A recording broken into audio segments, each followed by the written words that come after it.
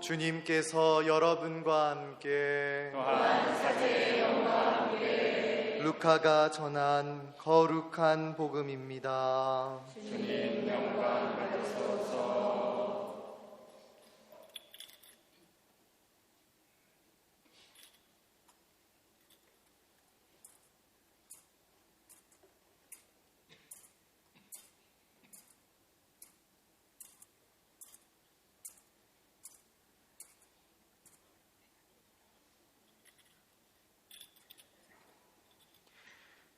그 무렵 아우구스투스 황제에게서 칙령이 내려 온 세상이 호적 등록을 하게 되었다. 이 첫 번째 호적 등록은 퀴리니우스가 시리아 총독으로 있을 때에 실시되었다. 그래서 모두 호적 등록을 하러 저마다 자기 본향으로 갔다. 요셉도 갈릴레아 지방 나자렛 고을을 떠나 유다 지방 베들레헴이라고 불리는 다윗 고을로 올라갔다. 그가 다윗 집안의 자손이었기 때문이다. 그는 자기와 약혼한 마리아와 함께 호적 등록을 하러 갔는데 마리아는 임신 중이었다. 그들이 거기에 머무르는 동안 마리아는 해산날이 되어 첫 아들을 낳았다. 그들은 아기를 포대기에 싸서 구유에 뉘었다. 여간에는 그들이 들어갈 자리가 없었던 것이다. 그 고장에는 들에 살면서 밤에도 양떼를 지키는 목자들이 있었다. 그런데 주님의 천사가 다가오고 주님의 영광이 그 목자들의 둘레를 비추었다. 그들은 몹시 두려워하였다. 그러자 천사가 그들에게 말하였다. 두려워하지 마라. 보라, 나는 온 백성에게 큰 기쁨이 될 소식을 너희에게 전한다. 오늘 너희를 위하여 다윗 고을에서 구원자가 태어나셨으니 주 그리스도이시다. 너희는 포대기에 쌓여 구유에 누워있는 아기를 보게 될 터인데 그것이 너희를 위한 표징이다. 그때 갑자기 그 천사 곁에 수많은 하늘의 군대가 나타나 하느님을 이렇게 찬미하였다. 지극히 높은 곳에서는 하느님께 영광, 땅에서는 그분 마음에 드는 사람들에게 평화.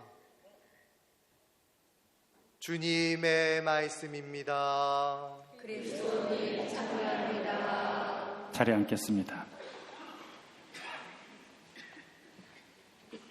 참 예수님, 네, 오늘 예수님의 성탄의 기쁨을 맛보는, 누리는 전야미사 우리가 함께 봉헌하고 있습니다. 우리가 이럴 때 메리 크리스마스 인사하는데, 그렇죠, 무슨 뜻인지는 우리는 알잖아요. 그렇죠? 그리스도의 미사라는 뜻이잖아요. 그래서 오늘 우리가 메리 크리스마스라고 서로 인사할 때 뜻을 모르고 사는 사람들, 그러니까 성탄의 의미를 모르고 사는, 믿지 않는 사람들에게 우리가 기도하는 마음으로 이렇게 인사를 나누고, 또 믿음이 약한 사람들에게, 또 쉬고 있는 신자분들에게 우리가 기도하는 마음으로 3번 메리 크리스마스라고 이렇게 크게 외치도록 하겠습니다. 3번 외치는 건 다 아시죠? 점강법으로 이렇게 외치시면 되겠습니다. 메리 크리스마스! 메리 크리스마스! 메리 크리스마스! 성탄 축하합니다.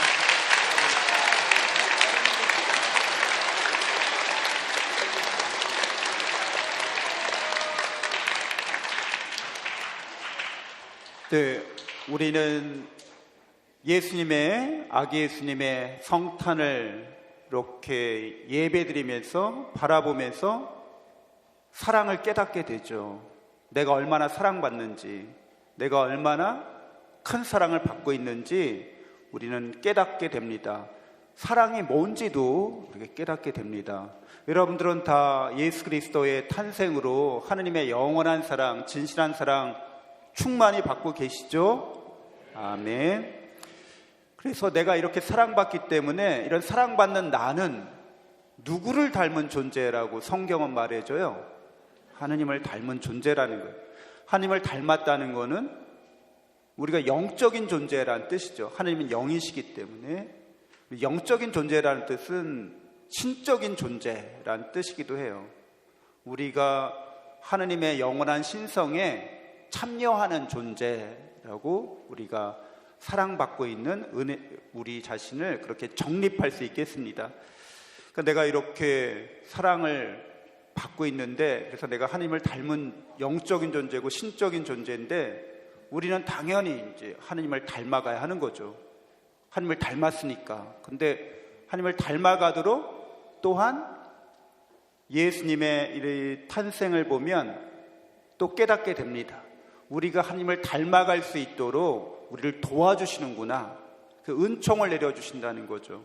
그래서 이 은총을 우리가 깨닫고 확신하게 되는데, 이 은총은 도움을 주는 은총이라고 그래서 이것을 조력 은총이라고 그래요. 우리가 사랑을 받고 하나님을 닮은 존재로서 하나님을 사랑하면서 닮아갈 수 있도록 또 은총으로 우리를 도와주신다는 거죠. 조력 은총이라고 합니다.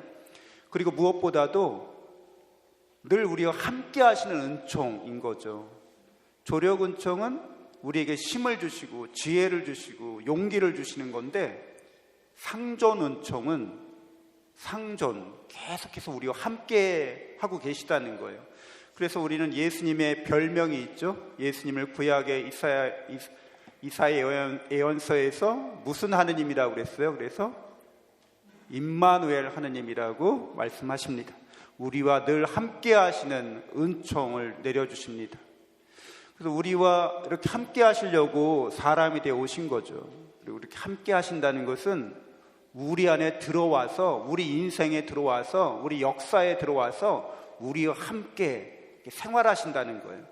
이게 바로 하느님의 창조되지 않은 은총, 곧 당신 자신을 우리에게 주시는 그 은총을 말합니다. 그래서 우리는 하나님의 사랑을 깨닫고 이 은총을 확신하는 사람들이죠. 바로 우리 신앙인들입니다. 그래서 이 사랑과 은총을 이제 우리가 열매 맺는 일이 우리에게 남겨진 소명이고 사명이라고 할 수 있습니다. 하나님의 사랑과 은총을 열매 맺는 것, 어떻게 열매 맺을 수 있을지, 하나님의 사랑과 은총을 열매 맺으려면 이렇게 하나님의 사랑을 깨닫고 확신하는 이 사람들이 역시 하나님에 대한 사랑으로 결단해야 합니다.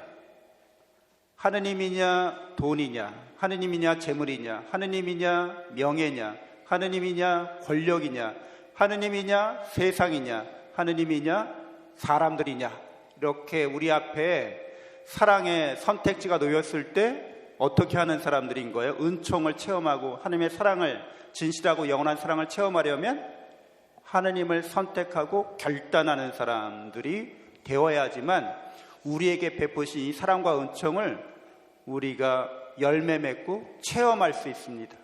하나님께서 우리를 사랑하시는데 우리는 하나님 덜 사랑해, 하나님 다른 것보다 사랑하지 않아. 그러면은 하나님의 사랑은 어떤 사랑이 되고 말아요?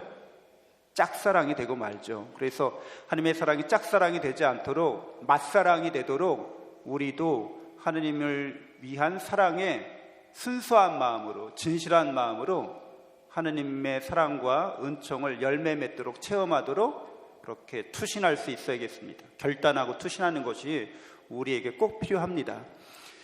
첫 번째로 우리가 하나님을 사랑하는 순수한 마음으로 이렇게 결단하고 이렇게 투신하는 것, 제일 쉬운 방법은 헌금하는 거예요. 사실 여러분들 헌금하셨잖아요. 헌금함으로써, 재물을 봉헌함으로써 하나님의 사랑과 은총을 내가 받고 있는 것을 실제로 열매 맺고 체험할 수 있어야 합니다. 제가 신자분에게 들은 얘기인데, 냉담하는 그 두 남매 이야기예요. 그래서 우리가 그 남매들이 하는 그 기막힌 얘기를 제가 들었는데, 그 오빠는 의사인가 봐요. 근데 이제 그 여동생에게 전화를 어느 날 해서, 야, 우리가 냉담은 하지만 그래도 천주교 신자인데 바빠서 뭐 세상 일 바빠서 못 나가고 있는데 그래도 우리 교무금은 바쳐야 되지 않겠냐? 그러면서 이야기를 하더라는 거예요. 자기가 그래서 150만 원을 이제 교목으로 바친다는 거예요. 의사니까 뭐 그 정도 바칠 수 있죠. 근데 놀라운 얘기는 그렇게 내가 주일도 안 지키면서 교무금을 150만 원씩 바치니까 사무실에서 전화가 오더래요. 냉담자 표시되어 있는데 150만 원씩 바치니까 이거 정말 교무금으로 바치시는 거예요? 그래서 그렇다고 이렇게 얘기했다고 그래요. 근데 놀라운 거는 그렇게 바치기 시작하니까 수입이 더 늘어나 가지고 요즘에는 350만 원씩 바치고 있다는 거예요. 그러면서 너도 꼭 바쳐라. 하느님께서 반드시 축복해 주시고 은총을 체험토록 해 주신다. 그래서 그 동생도 냉담하고 있는데 교무금 이렇게 적립해서 바친다는 얘기를 들었습니다. 그러니까 그 더 글로리에서도 누구죠? 그 하도영 그 사람이 자기 아내한테 하는 말 중에 어떤 말을 해요? 이 세상에서 가장 쉬운 일은 돈으로 해결하는 일이야 이런 얘기 하잖아요.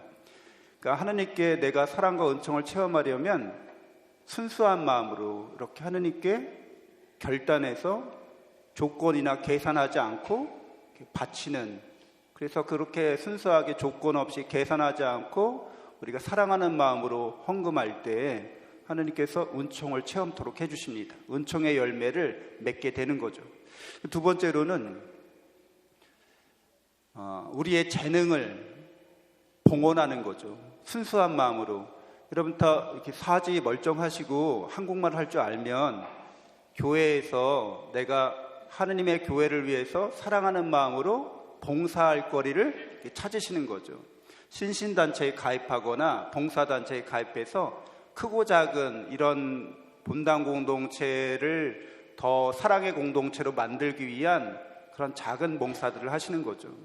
그래서 어떤 분은 우리 봉사자분에게 제가 봉사를 이렇게 요청했을 때 사실은 겉으로는 사지 멀쩡해 보이지만 좀 아픈 곳이 많은 분이셨어요. 그래서 저는 모르고서 그걸 좀 알긴 알았는데 크게 그렇게 힘드실까라는 생각에, 그리고 또 여러 차례 다른 분에게 하다가 이제 그분에게까지 제가 봉사 요청을 했습니다.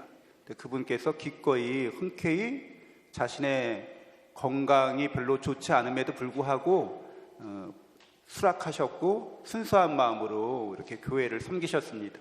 그래서 그분의 건강이 좋아지셨다는 거죠. 내가 아픈 부위나 아픈 그런 병이 있었는데 봉사하시면서 건강하게 더 건강한 몸으로 이렇게 봉사하실 수 있으셨습니다.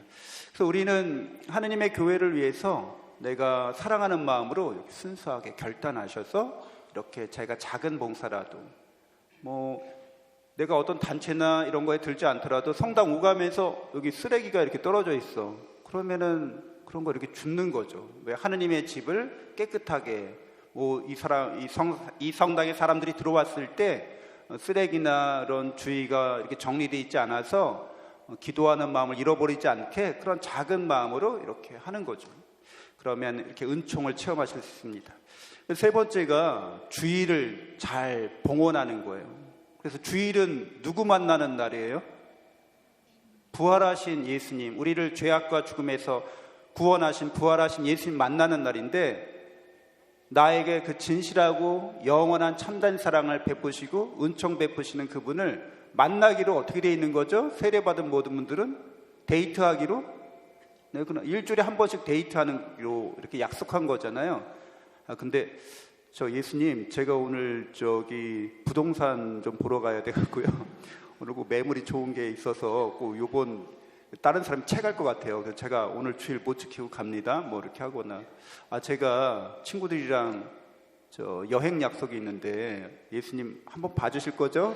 다음에 꼭 뵐게요. 이렇게 빠지고, 예수님 오늘 제가 너무 피곤해가지고요. 예수님 피곤한 거 저 그냥 한번 넘어가 주실 거죠? 이렇게 하고, 예수님은 순수한 사랑으로 진실한 사랑으로 우리에게 아기 예수님이 되어 오시고 우리에게 영원한 은총을 주시고자 성체로서 우리에게 오시는데, 주일날 그렇게 우리를 죄악과 죽음에서 구원하시기 위해서 사람이 되어 오셨고 죽으시고 부활하시고 성체로서 우리 만날 준비하신 예수님께 죄송합니다, 다음에 꼭 하겠습니다 하면서 불가피한 건 어쩔 수 없죠. 내가 직장 생활이나 공무에 임했기 때문에 내가 아니면 공동체가 운영되거나 공동체가 큰 장애가 있어. 내가 이 일을 안 하면. 그러면 어쩔 수 없는 거지만 불가피하지 않으면 우리는 주일 약속을 하느님께 잘 지킬 수 있어야 됩니다. 저희 작은아버님이 그러셨어요.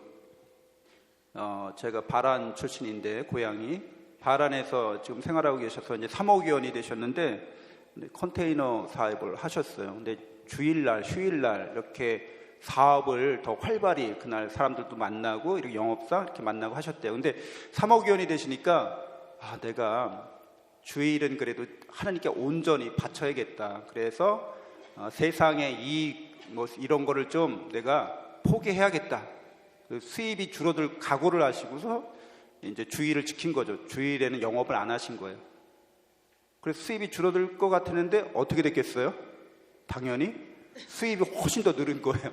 또 걱정하셨던 거를 하나님께서 이렇게 채워주시는 그 주의를 지켜서 우리가 내 여러 가지 사업이나 사회 일정이나 이런 것들을 침해받지 않게, 손해나지 않게 이렇게 지켜주십니다. 그래서 주의를 우리가 지키면서 사실 우리가 기도를 잘 해야 되지만 기도를 소홀히 할 때가 많잖아요. 그러나 주일날 좀 일찍 와서 일주일에 못다한 기도를 이렇게 다 바치는 거죠.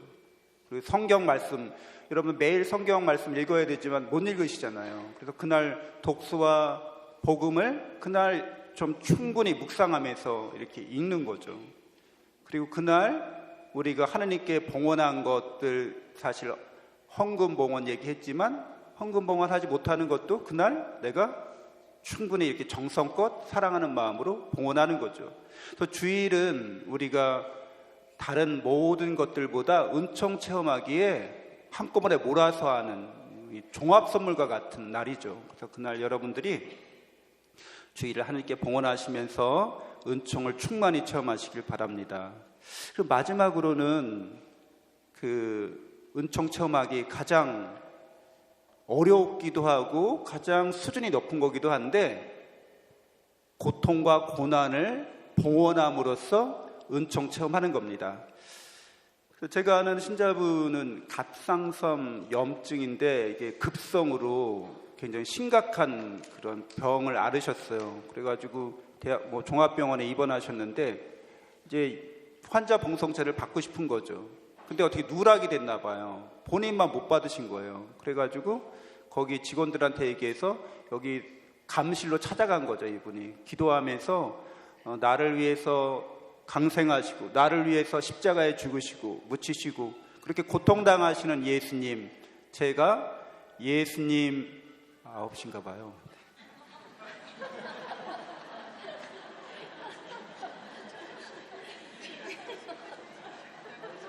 제가 놓고 왔어야 되는 건데.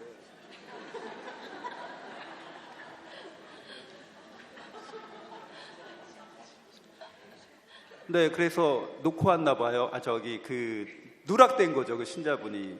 그래서 그분이 이제 직원들한테 얘기해서 여기 성당 원목실 감실이 있냐고, 성체조비 하고 싶다고. 그랬더니 한 평 남짓한 아주 조그만 그런 성체조배실을 알려주더래요. 그래서 거기 이렇게 한 사람 들어가기도 어려울 정도로 좁다고 그래서 이렇게 들어가서 기도하셨는데 지나가시다가 수녀님 본 거예요. 그러면서 아니 어떻게 왜 우리 신자분가 보다고. 근데 이게 수녀님께 제가 봉송체를 못했어요. 그랬더니 이제 그분이 그럼 내가 신부님께 말씀드려서 봉송체 할 수 있게 해주겠다고 기다리라고. 그래서 성체조배하다가 수녀님 만나서 이제 기도하고 병실에서 이제 기다리고 있었는데 깜빡 잠이 든 거죠. 근데 잠이 들었는데 비몽사몽간에 문 뒤쪽에서 잠이 들었는지 안 들었는지 모르지만 본인이 얘기하기로는 문 뒤쪽에서 빛이 환하게 다가오더라는 거예요. 그래서 눈을 이제 번쩍 떴더니 신부님이 성체를 모시고 들어오셨다는 거죠. 그래서 성체를 모시고 나서 갑상선 염증이 의사들이 놀라울 정도로 빠르게 회복돼서 이렇게 건강을 회복하셨다고 합니다. 그러니까 고난과 고통 중에 있을 때 그것을 사랑으로 하나님과 예수님과 일치하는 마음으로 이렇게 봉헌하는 거죠. 그래서 이렇게 우리가 사랑의 은총의 삶을 살아가면서 열매를 맺고 체험하려면 반드시 결단과 투신이 필요합니다. 순수한 마음으로, 사랑하는 마음으로 그렇게 해야 하는 거죠. 그래야 우리의 삶이 짝사랑이 되지 않고 맛사랑이 되면서 하나님의 사랑과 은총을 통해서 영광을 돌려드릴 수 있습니다.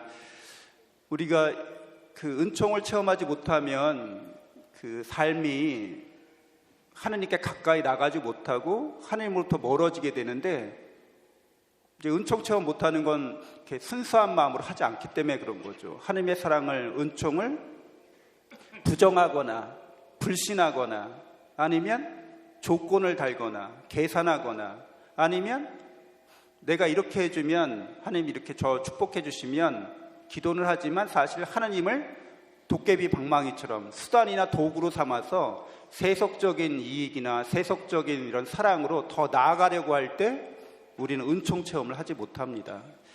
그래서 은총 체험을 통해서 내가 이제 거듭나고 새로워지는 거죠. 예수님이 성탄하신 것처럼 나도 하나님의 사랑과 은총 안에 살고 그 은총의 열매를 맺고 체험함으로써 내가 새로워집니다. 내가 거룩하게 다시 태어나는 거죠.